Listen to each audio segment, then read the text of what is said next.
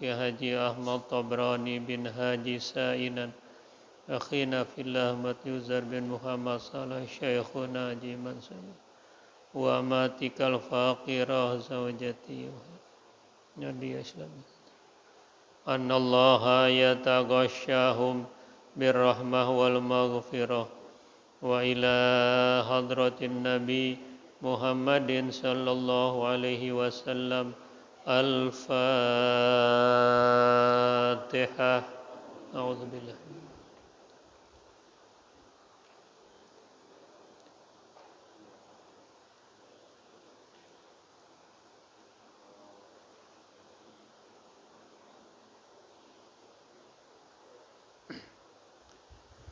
Bismillahirrahmanirrahim. Alhamdulillahi rabbil alamin.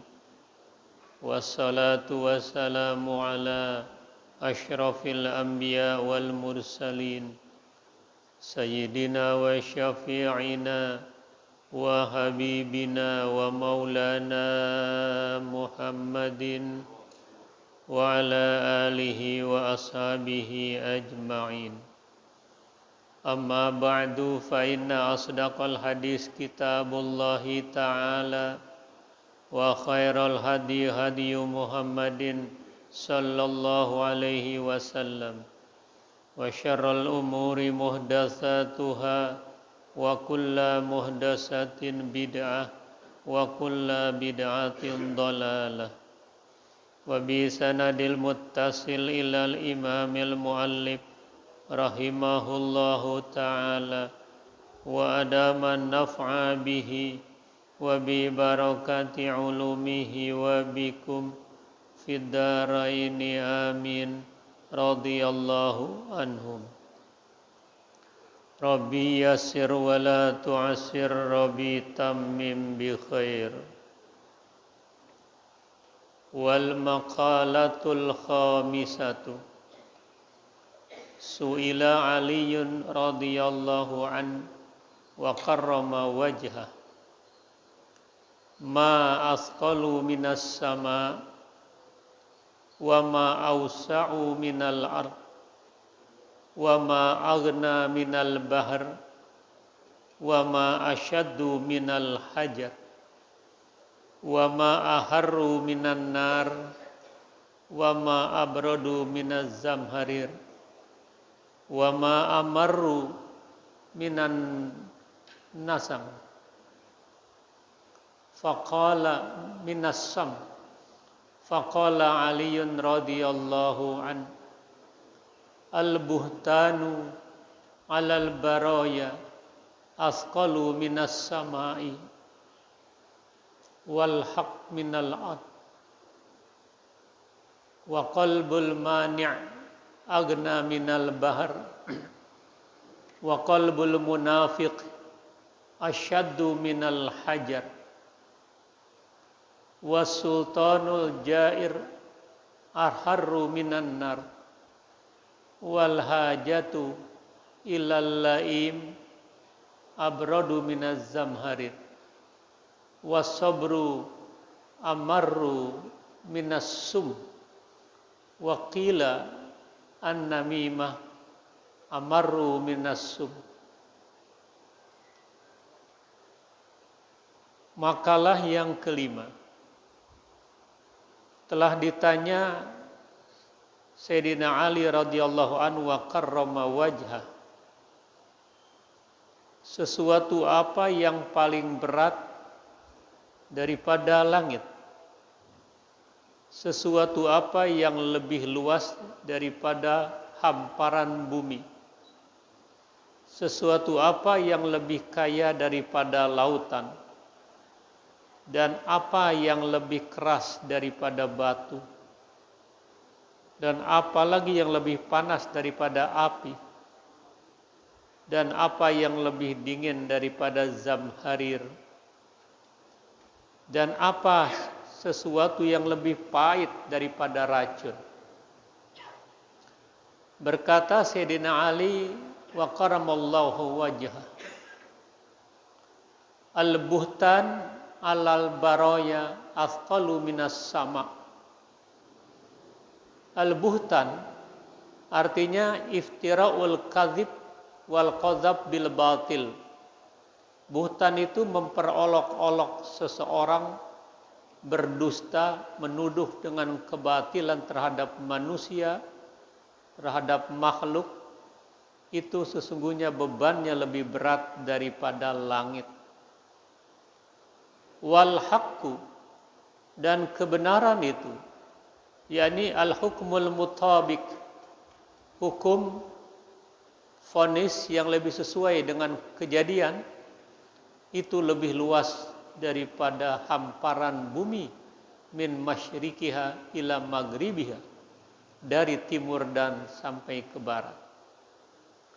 Wa qalbul qani', hati yang qanaah, artinya ar-radi bil qismah, ridha dengan pembagian Allah.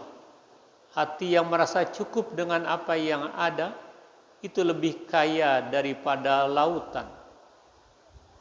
Wa qalbul munafiq asyaddu minal hajar, sementara hati orang munafik lebih keras daripada batu.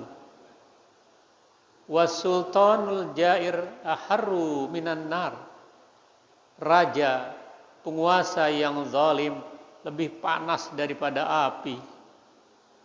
Wal hajat ilal laim abradu minaz zamharir, berhajat kepada orang yang zalim, menuntut hajat minasyaja' wadani, dan orang yang rendah, orang yang hina, itu lebih dingin daripada zamharir, yakni syiddatul bardi. Zamharir itu sesuatu yang dingin, apakah cuaca, iklim dan sebagainya. Dan kesabaran itu lebih pahit daripada racun. Dan dikata an-namimah amaru minas sum, adu domba lebih pahit daripada racun. Dari makalah ini yang namanya asar perkataan Sayyidina Ali. Sayyidina Ali ini sosok sahabat Nabi yang begitu alim, begitu cerdas, begitu menjadi pilar setelah Rasul Shallallahu Alaihi Wasallam. Bahkan Nabi bersabda, "Ana Madinatul Ilim wa Ali babuha." Saya ini kotaknya ilmu dan Ali pintu gerbangnya ilmu. Nabi bersabda seperti ini bukan untuk fakhr, bukan untuk berbangga-bangga, bukan untuk ujub, tapi penghargaannya kepada Sayyidina Ali. Karena di antara sahabat-sahabat yang 4 khulafaur rasyidin, Sayyidina Ali tidak pernah menyembah patung berhala, karena sejak kecil sudah menetap bersama Rasul Shallallahu Alaihi Wasallam. Karena dia adalah juga saudaranya Rasul, Abu Thalib adalah pamannya Rasul yang merupakan bapaknya Sayyidina Ali. Nah, dia ditanya, sesuatu apa yang paling berat daripada langit? Kita tahu langit ini sangat berat dengan 7 lapisnya. Langit dengan bumi semula dia menjadi satu. Lalu Allah menggerakkan menjadi the Big Bang Theory, satu ledakan besar. Akhirnya langit ke atas, bumi tetap ada di bawah. Begitu berat bebannya langit ini. Dan langit saatnya nanti, bila selesai dengan tugasnya mengawal kehidupan dunia, dia akan terbelah. Idza sama'un fatarat wa idzal kawakibun tasarat. Dia akan terbelah, tata surya bintang gemintang akan berjatuhan. Maka disitulah yang namanya hari kiamat. Nah, Sayyidina Ali ditanya, apakah masih ada sesuatu yang lebih berat daripada langit itu sendiri? Maka kata Sayyidina Ali, al-buhtan i'tiraful kadhib wal qadzab bil batil alal baroya asqalu minas sama. Menuduh orang tanpa dasar, selalu berdusta di atas kedustaan untuk menutupi kedustaan, padahal menjadi tahsilul hasil, tumpang tindih kedustaan, kebohongan demi kebohongan, itu dengan kebatilan. Itu disampaikan tuduhan itu kepada manusia yang tidak berdasar, maka itu lebih berat bebannya daripada langit itu sendiri. Berita-berita hoax, berita-berita yang hampar, berita-berita yang terpapar, yang tidak berdasar, itu terkadang membuat sesuatu informasi yang tidak akurat menjadi dahsyat, menakutkan, mengerikan, bahkan membuat kecemasan. Maka Islam menganjurkan untuk tabayyun, untuk tetap tidak percaya dulu bila belum akurat, saring sebelum di-sharing. Ini menjadi hal yang mendasar sekarang ini, terlalu banyak tuduhan-tuduhan. Kalau saya tidak bicara masalah begal nasab, tapi bagaimana nasib umat Islam ke depan, nasib bangsa ini ke depan. Nasab urusan yang enggak begitu terlalu penting, tetapi bagaimana nasib umat Islam. Ini yang harus kita jaga, keutuhan umat, keutuhan bangsa, keutuhan tokoh-tokoh. Ya. Maka sekali lagi ini yang harus menjadi pusat perhatian kita. Jangan menyiarkan berita-berita yang bohong, yang tidak berdasar, yang tidak akurat. Bahkan Islam menganjurkan in ja'aka fasikun binaba'in fatabayyanu. Jika seorang yang fasik memberikan informasi kepada kamu dengan kefasikannya, jangan cepat percaya, tabayyun. Perlu cek and recheck. Ya. Itu pendapat Sayyidina Ali yang cerdas. Sayyidina Ali seringkali ditanya satu, tapi jawabannya bisa 10. Saking cerdasnya Sayyidina Ali. Ketika ditanya, lebih baik mana harta dengan ilmu? Sayyidina Ali menjawab, lebih baik ilmu daripada harta. Kenapa? Karena harta menjagain, kamu jagain, sementara ilmu jagain kamu. Al-ilmu khairun minal mal, li'annal ilma yahrusuka wa anta tahrusul mal, kata Sayyidina Ali. Ilmu itu lebih baik daripada harta, karena kamu yang nungguin harta. Kamu diperbudak oleh harta. Kamu simpan uang di dalam luar negeri. Kalau ada di luarnya lagi, kamu takut uang itu hilang. Taruh di rumah takut kebanjiran, takut kebakaran. Taruh di bank takut likuidasi. Sehingga dia takut-takut dengan mengurus uang tadi. Akhirnya lama-lamaan stres gara-gara nungguin duit. Sakit bukan karena kurang duit, kebanyakan duit.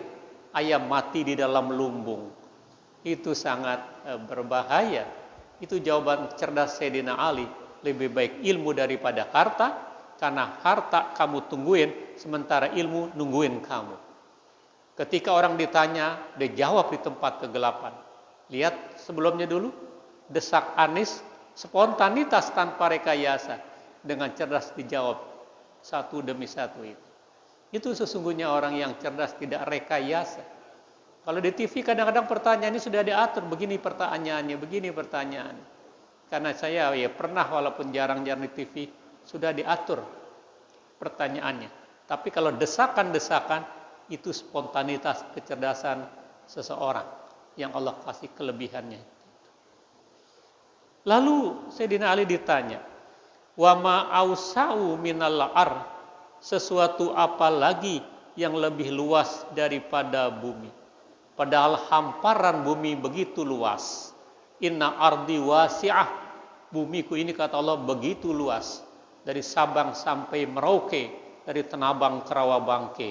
Itu baru di Indonesia. Indonesia saja negaranya lebih besar daripada kumpulan negara-negara Eropa. Luas sekali. Nah, tetapi wal haqqu awsa'u minal ard. Kebenaran, akhirnya hukum yang tepat sasaran itu lebih luas daripada hamparan bumi ini. Dari timur dan dari barat. Artinya dituntut di sini hukum yang adil, mutabik. Ya. Apalagi seseorang yang menggeluti organisasi, dia harus ikhlas, dia harus jujur, dia harus amanah. Di samping persaudaraan tetap dipupuk, keadilan ditegakkan. Organisasi manapun ini harus mengedepankan seperti itu. Kebenaran di atas segala-galanya lebih luas daripada hamparan bumi. Padahal bumi dengan hasilnya, bumi dengan segala macam makhluk-makhluk yang di situ, apakah minyak, apakah nikel, apakah nanti batu bara dan sebagainya, itu buat manusia. Itu lebih luas daripada hamparan bumi, artinya kebenaran dalam penerapan hukum. Jadi hukum tidak boleh pandang bulu. Sering dikatakan kalau hukum sudah pandang bulu, yang enak yang banyak bulu. Padahal yang banyak bulu, kita tahu bahwa kirdon itulah monyet yang banyak bulunya. Yang ketiga, Sayyidina Ali ditanya, wa ma aghna minal bahar, sesuatu apa yang lebih kaya daripada lautan, samudra, daripada hamparan membentang lautan. Di situ ada mutiara, di situ ada mutu manikam, di situ ada minyak yang semuanya mendatangkan keberkahan, belum lagi ikan dan sebagainya. Tetapi ternyata kata Sayyidina Ali, wa qalbul qani' ar-radi bil qismah agna minal bahar. Hati yang qanaah, merasa cukup dengan apa yang ada, ridho dengan pemberian Allah, itu lebih luas, lebih kaya daripada hamparan lautan. Kita hidup ini dikelilingi oleh lautan. 2/3 itu lautan. Betapa luasnya lautan ini. Sampai-sampai terjadi reklamasi karena terlalu banyak lautan daripada daratan. Nah, hati yang qanaah, hati yang merasa cukup, hati yang merasa adem, itu lebih luas daripada hamparan terbentangnya lautan ini. Ini artinya permainan tasawuf, ini permainan hati. Kita jangan melihat pendapatan diri kita, urusan dunia, kepada pendapatan yang lebih besar. Kita nggak pernah bersyukur.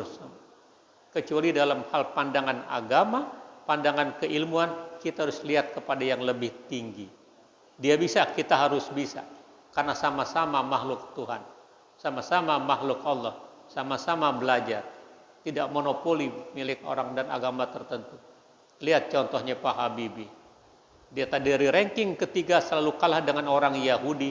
Dia pelajari apa sampai Yahudi lebih unggul. Ternyata bangun malam. Kenapa bukan saya? Bukan saya yang bangun malam dan sholat tahajud baru saya belajar. Itu dipelajari, itu akhirnya dia lakukan. Maka sekali lagi dia di atas orang-orang Yahudi. Artinya kecerdasan itu, kehebatan itu, kekuatan itu Allah berikan kepada siapa yang bersungguh-sungguh. Manjadda wajad, siapa yang bersungguh-sungguh dia berhasil. Wa malam yajid bahwa bejat, siapa yang enggak bersungguh-sungguh kepalanya jadi bejat. Nah, ini dituntut al-qalbul qani', hati yang merasa cukup. Lalu ditanya lagi, wa ma asyaddu minal hajar, sesuatu apa yang lebih keras daripada batu? Apakah masih ada lagi yang lebih keras daripada batu? Ketika negara-negara yang pegunungannya bukan dataran tanah, tapi batu-batu besar, ingin menembus jalan, bikin lorong-lorong, bikin jalan tembus, harus dinamit dulu, harus dibom dulu, karena bebatuan. Berarti kerasnya batu itu. Ternyata kata Sayyidina Ali, masih ada yang lebih keras daripada batu, yaitu qalbul munafik asyaddu minal hajar. Hati orang munafik lebih keras daripada batu. Fa innal hajar yata'assar bil hadid. Sedangkan sesungguhnya batu itu masih berbekas, ya, dengan besi, dan berlalunya curah hujan itu bisa menghancurkan batu. Tetesan-tetesan air yang mengena kepada batu yang besar, perlahan tapi pasti dia akan hancur dengan sendiri. Tapi hati orang yang munafik nggak bisa hancur dengan tetesan, dengan guyuran pun tidak pernah berhasil. Kenapa? fi qulubihim maradun fazadahumullah marada. Di hati mereka ada penyakit rohani, penyakit kesombongan, penyakit keangkuhan, penyakit iri hati, penyakit riya, sum'ah dan sebagainya itu. Itu lebih kelas daripada batu. Nah, karena itu ini lagi-lagi permainan hati yang kita jangan pernah lupa berdoa, Rabbana la tuzigh qulubana ba'da idh hadaitana wa hab lana min ladunka rahmah innaka antal wahhab.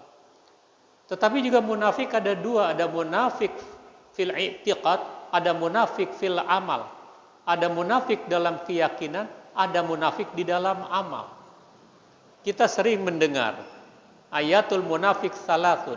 Tanda-tanda orang munafik itu ada 3.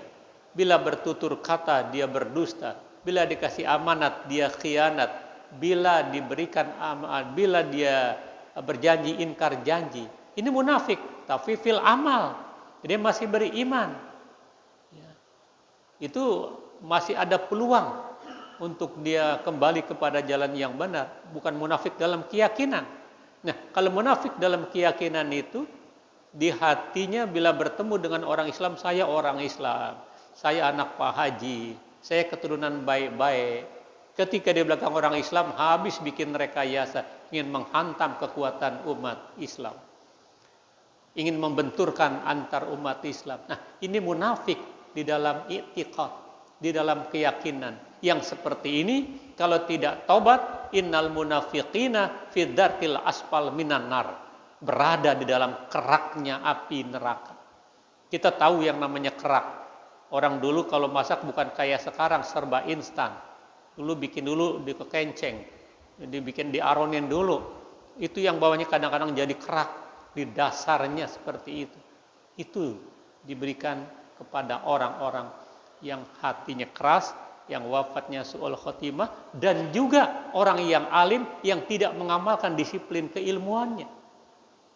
Jangan disangka orang alim bebas dari tuntutan, orang alim enggak di neraka kalau dia enggak mengamalkan ilmunya. Dalam Zubat dikatakan fa'alimun bi'ilmihi, orang alim dengan keilmuannya, lam ya'malan, yang tidak diamalkan, mu'azzabun min qabli ubadil wasan, dia akan disiksa dengan hebat sebelum orang-orang yang menyembah patung berhala. Orang yang menyembah patung berhala disiksa, tapi orang alim yang tidak mengamalkan keilmuannya, bahkan bikin sesat dengan keilmuannya, disiksa lebih dulu daripada orang yang menyembah patung berhala. Min ubadil wasan. Ya. Jadi sedikit apapun disiplin ilmu yang kita miliki kudu diamalin. Itu sebaik-baiknya ilmu. Buat apa ilmu banyak-banyak tapi pengamalannya tidak ada? Ilmu yang amaliyah, bukan sekedar ilmu yang ilmiah. Ya.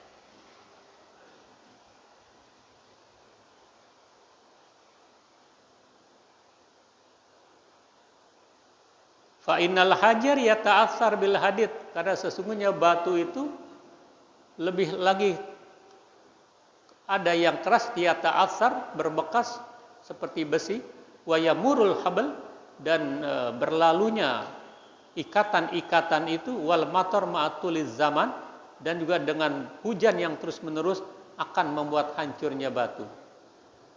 Bi khilafi qalbil munafiq, berlainan dengan hati orang munafik, fa innahu la yata'assar, hati orang munafik enggak bergeming, tidak berbekas, bi anwa'il mawaid, dengan berbagai macam nasihat. Sama saja sawaun alaihim a'anzartahum am lam tundirhum la yu'minun. Engkau kasih peringatan atau tidak, mereka tidak akan beriman tuh orang-orang munafik. Munafik dalam apa? Dalam keyakinan, dalam i'tiqad, bukan munafik dalam amal. Wa ma aharru minan nar, Sayyidina Ali ditanya lagi, sesuatu apa yang lebih panas daripada api? Apakah masih ada sesuatu yang lebih panas daripada api? Apalagi api neraka. Percikannya, kembang apinya dilempar ke timur barat hangus. Itu percikannya api neraka. Nabi Ibrahim dibakar api unggun yang besar, api unggun yang hebat. Mereka bersorak-sorak, habis riwayatnya Ibrahim, mati semuanya. Tapi apa yang terjadi? apinya padam. Sehelai benang yang melekat pada tubuh Nabi Ibrahim tidak terbakar, apalagi kulitnya. Kenapa? Api yang panas tunduk kepada firman Allah, ya naru kuni bardan wasalaman ala Ibrahim.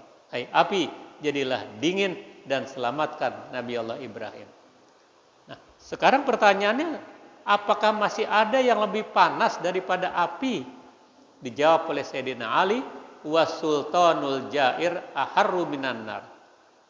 Sultan yang bengis, penguasa yang zalim, itu ternyata asyaddu harran, lebih panas daripada api itu sendiri. Karena kezalimannya, karena keangkuhannya, maka terjadi berbagai macam penderitaan, berbagai macam kegelisahan, keresahan, berbagai macam jeritan-jeritan. Ada warga yang diusir dari kampungnya sendiri. Itu bagian dari lebih panas daripada api. Sekali lagi ini pendapat dari Sayyidina Ali. Ya. Wa ma'abradu minaz zamharir. Adakah sesuatu yang lebih dingin daripada zamharir? Tadi zamharir sudah dikomentari. Dia adalah iklim yang sejuk, iklim yang nikmat. Di Saudi Arabia ada tempat namanya Taif. Dia lebih sejuk dari Mekah dan Madinah. Buah-buahannya, delimanya manis luar biasa. Kemudian anggurnya manis lagi dan murah. Ya. Karena memang Taif itu sejuk di situ. Nah, ini ditanya Sayyidina Ali, apakah masih ada sesuatu yang lebih sejuk daripada zamharir? Ya. Dijawab, wal hajat ilal laim, berhajat artinya tolabul hajat, mencari keperluan, minasyaji' minasyahi'in nafs wadani al-asu, mencari sesuatu kepada orang yang rendah, kepada orang yang sangat-sangat mendasar kehidupannya, itu lebih sejuk, lebih dingin daripada zamharir, ay syiddatul barad. Artinya kita berhajat, keperluan, kita memberikan kepada orang-orang yang lemah, dan juga kita bertukar pikiran, kita silaturahim, ternyata masih lebih sejuk daripada zamharir. Artinya sentuhan-sentuhan kita berikan kepada orang miskin, kepada orang yang berhajat. Jangan kita justru tidak memberdayakan orang-orang yang tidak berdaya. Istilahnya, kita membesarkan orang yang kecil tanpa mengecilkan orang yang sudah besar.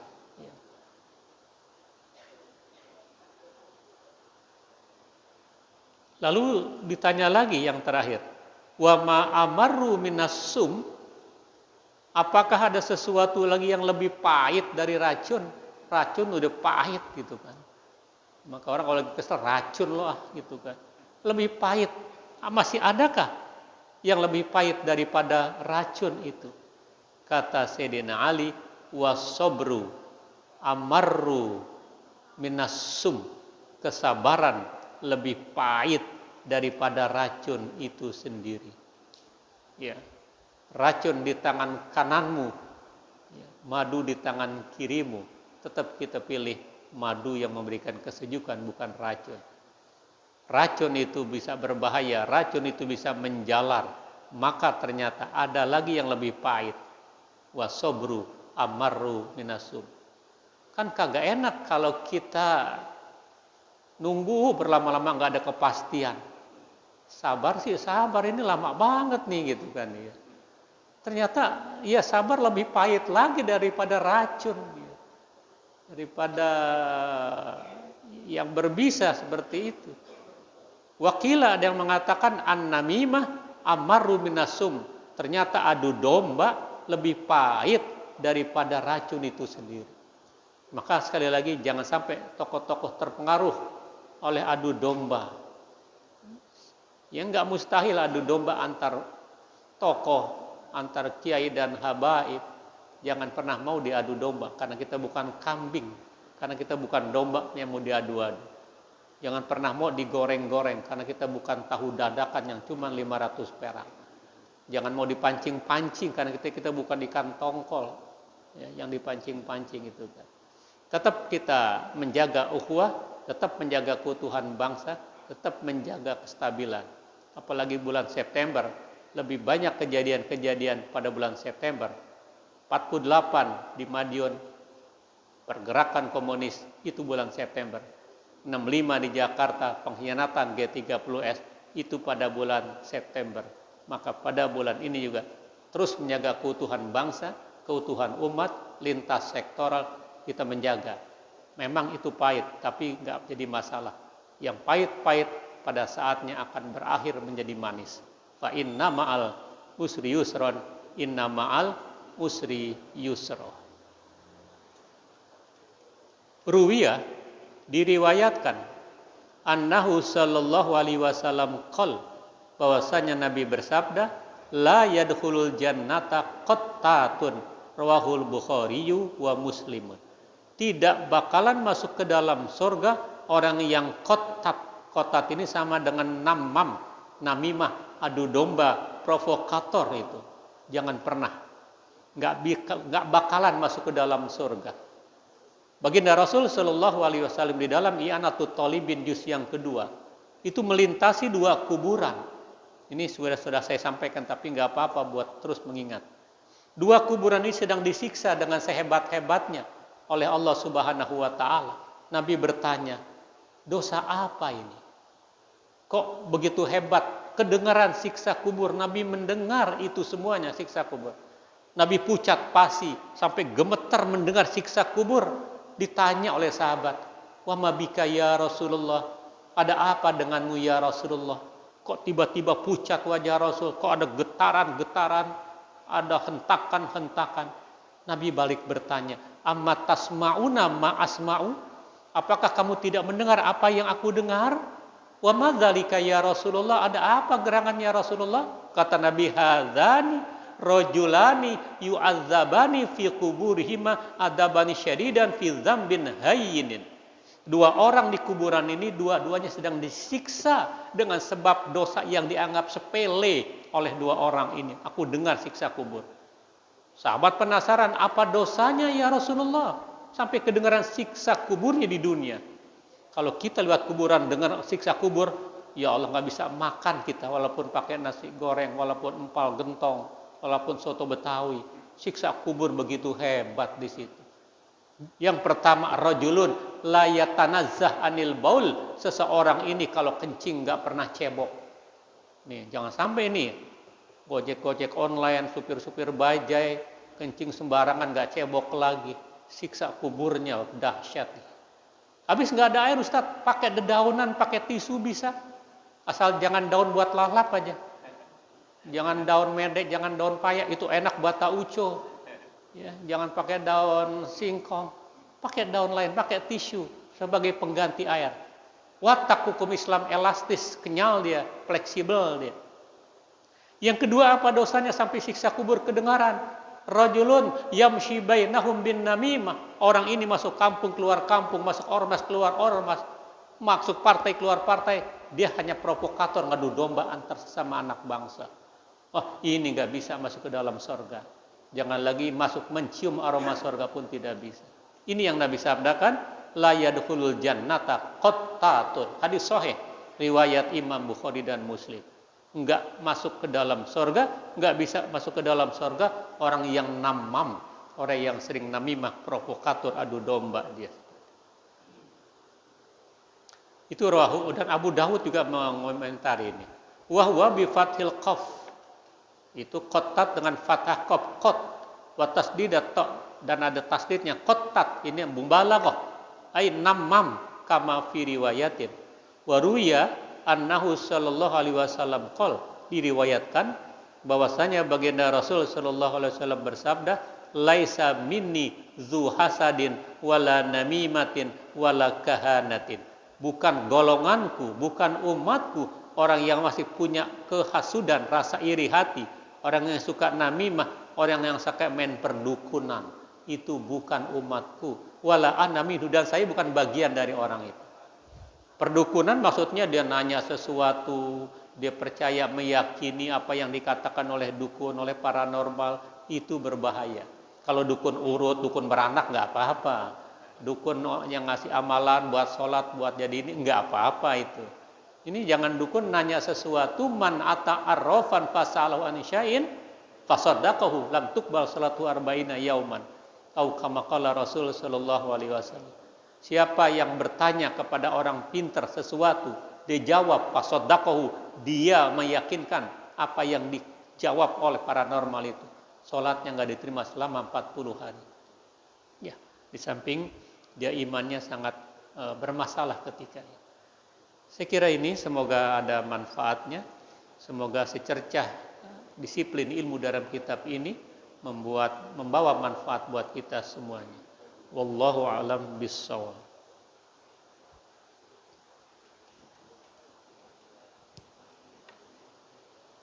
Saya kira soal nasab, tokoh-tokoh di atas sudah jangan lagi diperdebatkan. Anda berkeyakinan seperti itu silakan. Hentikan itu. Ini bukan sesuatu yang prinsip. Karena itu tidak menyangkut tentang akidah secara mendasar. Silakan. Anda yang berhubungan dengan Allah Subhanahu wa taala. Sebab nanti saya bilang kalau itu dibenturan, kalau itu diangkat, orang dininabobokan nggak bisa berbuat yang lebih banyak. Tantangan kita yang kita hadapi lebih hebat daripada soal itu. Dan mestinya ketika ada undangan, datang dong untuk menyelesaikan. Anda pertahankan secara ilmiah, bukan pokoknya. Kalau pokoknya udah nggak menggunakan rasional, karena pokoknya, belum lagi modalnya, belum lagi keuntungan, pokoknya melulu gitu kan. Jangan, duduk bareng, pertahankan tesis Anda itu, supaya terjawab semuanya dan selesai setelah itu. Ini berapa kali, 2 kali nggak datang. Nah ini kan nggak selesai-selesai. Kesian umat ini. Jangan disibukkan dengan itu.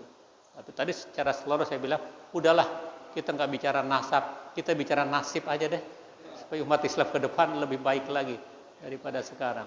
Saya kira gitu. Artinya biarkan mereka, jangan di-share. Kalau kita sering share itu berbahaya. Ya, orang nggak adem-adem. Kita pengen ada adem, tapi tetap waspada. Saya kira itu.